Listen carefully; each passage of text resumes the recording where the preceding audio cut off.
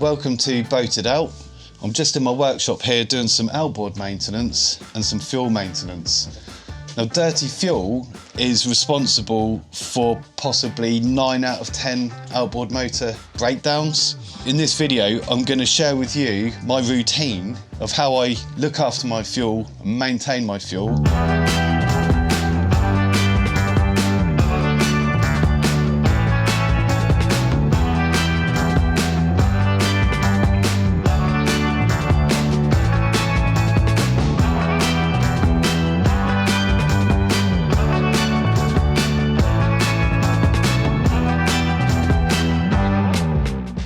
For me, it's something that I'm religiously focusing on and trying to keep clean fuel running through my outboard motors.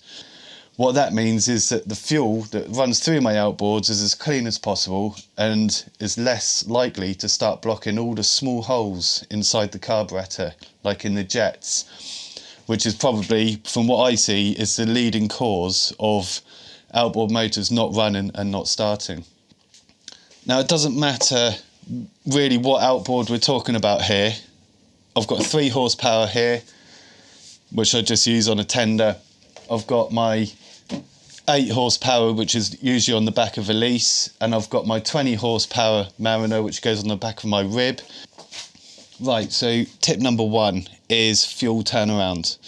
So this is my 12 litre tank, and this will give me 8 hours of motoring at cruising speed in a lease. That's 1.5 litres an hour. So it's 12 litres.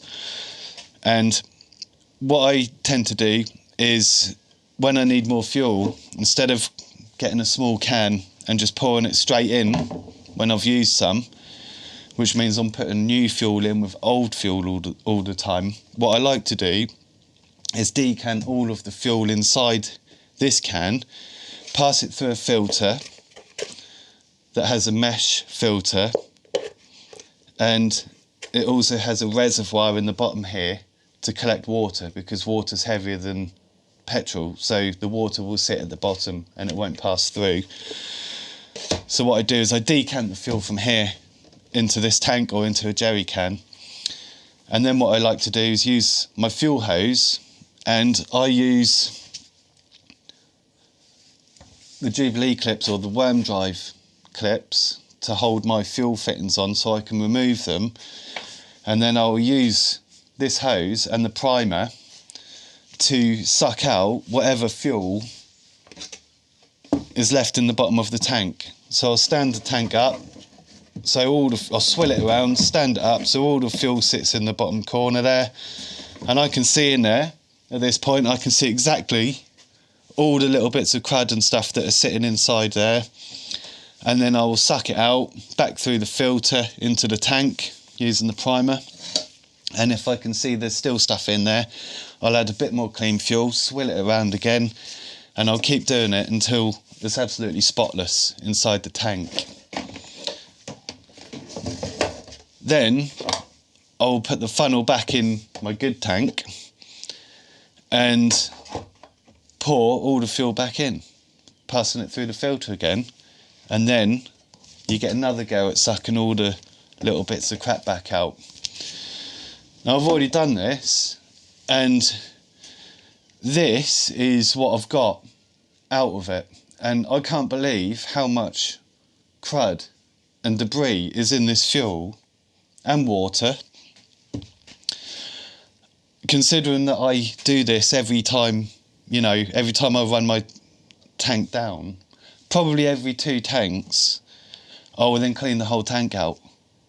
And I'll just show you a close-up of this. There's all sorts of... There's a bit of black rubber in there. There's lots of dirt and dust. And in the very bottom, you can just hold it up to the light maybe. Yeah, you can see, I think you can just see the water in the bottom there. Now, if any of that passes through my carburettor or your carburettor, that is literally just going to block the jets and your engine isn't going to run.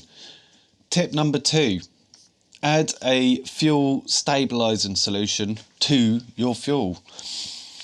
Now this is brilliant, this stuff. I think it's on offer on Amazon at the moment. It's £10 for a bottle, and I'll put a link in the description. And yeah, it's STA-BIL 360 Marine.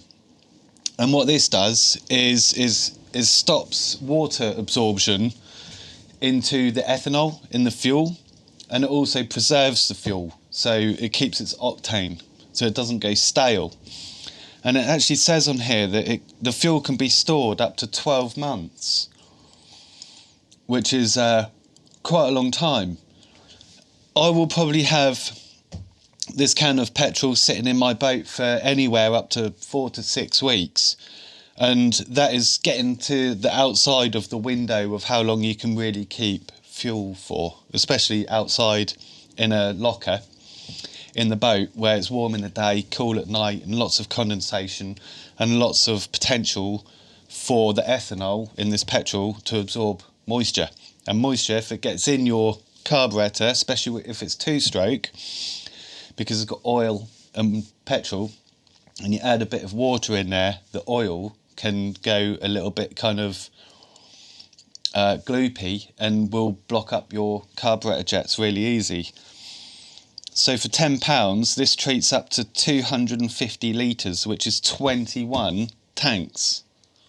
And I don't use 21 tanks in a year, so this is going to last me, I'll probably use, maybe with the North Sea crossing as well, maybe 1, 2, 3, 4, well yeah, maybe I'll get through half of this in a year if I'm doing big trips.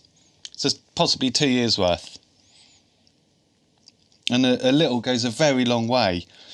It prevents corrosion, probably because it's taken the moisture out of the fuel, and it also cleans your fuel system, so it's actually going to dissolve all that stuff in your carburettor and help your engine run cleaner, which is going to prolong the life of your outboard motor. It will also keep your spark plugs nice and clean as well. So this is a really good product. I've gone through several bottles of this, and it stops me from, you know, if the fuel's a bit old and it starts smelling a bit funny and you don't trust it in your outboard motor, maybe you might get rid of a couple of litres every time, and that fuel you're just discarding, and that's costing you money.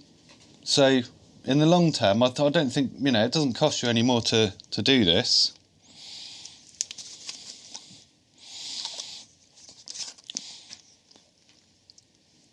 And basically all you need to do is squeeze the bottle to fill the reservoir up to how much you need. So I've got 8 litres in here at the moment.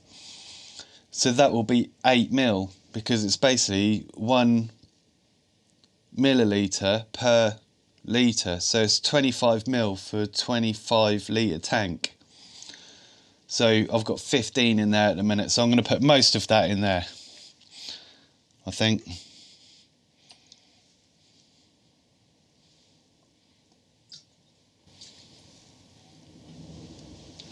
Weird.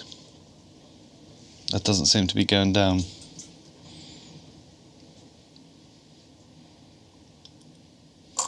Yeah, that's about right in there.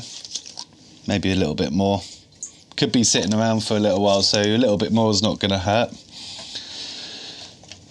And that is a brilliant product. That is in my box of bits. Box of outboard bits. So, STA-BIL 360 Marine. Tip number 3 is to use a really decent 2-stroke oil. This is TCW3, which means it's marine grade. You can't just put Strimmer 2-stroke in an outboard.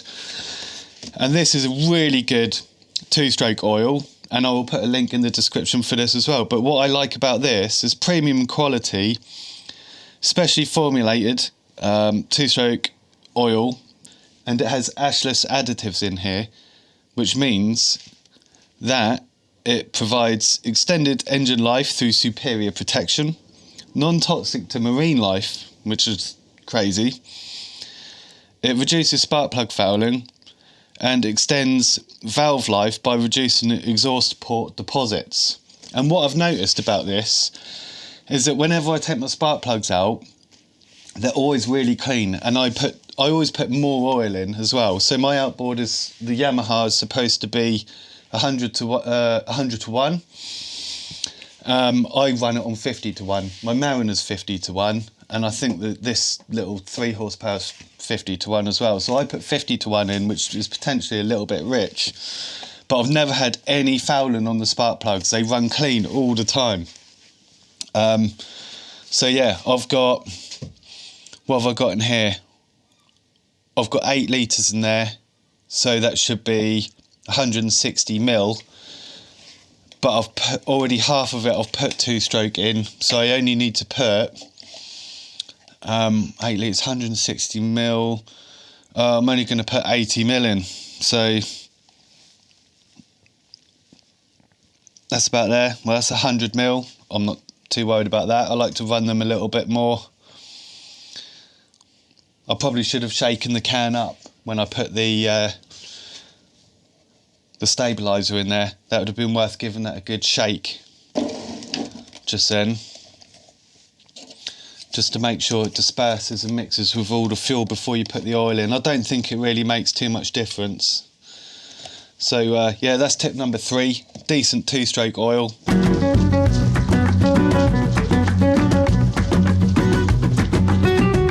Now my 4th and final tip is, this is a golden tip, and so many people, I ask them, when you finish running your outboard motor, do you just turn it off and disconnect the fuel hose? Now, is that what you do? If so, say yes in the comments. Be honest. Because one of the most important things about when you finish using your outboard motor is to try and make sure that there's no fuel left in the carburettor. So what I do is, I will, when I pull up back on the mooring, or just before I get the boat out of the water, or even when I'm flushing the engine after use with water, what I'll do is I'll leave it running and I'll just pull the hose off, pack the hose away in the fuel tank, and let the engine run until it conks out. And that way you've used all of the fuel, or as much of the fuel as possible, inside the carburettor. And then the next time you use it, maybe a week later or 2 weeks later, when you go to start the engine, is not pulling all that varnished, dirty fuel with moisture in it that's sat there and congealed in the carburettor. It doesn't suck that straight into the engine, which can give you a couple of issues. It can either just block the jets straight away and it won't run at all, or it will add a bit more fouling each time you do it into the carburettor and the jets, or it'll be really hard to start. So you might have to pull it like 7 or 8 times until that fuel has been purged through the system and are starting to get fresh fuel again. So that's probably, I do that every single time. As soon as I've finished, I'll unplug the fuel hose and let it run until it conks out on its own. So yeah, that's it. I hope you've enjoyed this little episode on my top tips on how to look after your fuel and your outboard. For me, it's a matter of seamanship and safety at sea. So I'll chuck the links in the description. If you want to see me strip the carburettors down on these outboards, I haven't done this 20 horsepower for a year. That definitely needs doing. This one needs doing because it was running badly the last time I used it, which is why I've taken it off the boat. So that needs a full carb clean.